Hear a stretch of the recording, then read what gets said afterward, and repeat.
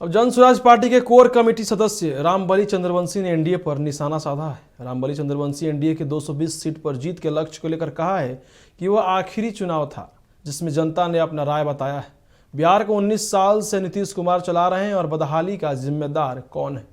जन स्वराज बदलाव लाने के लिए समाज में सामने खड़ी है। रखते हैं इत्तेफाक इसलिए, या बिहार की जनता इत्तेफाक रखती है कि आगामी विधानसभा चुनाव के पहले का जो यह चुनाव है अंतिम चुनाव है, और अंतिम चुनाव में जो परिणाम सामने आया है वह परिणाम बहुत ही संतोषप्रद है।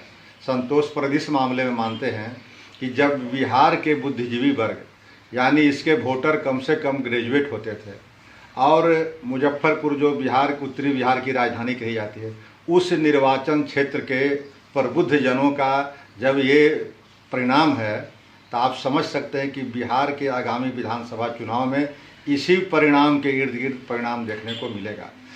तो जो भारतीय जनता पार्टी या एनडीए के लोग 225 और 220 की ख्वाब देखते हैं, वैसी स्थिति बिहार में नहीं है।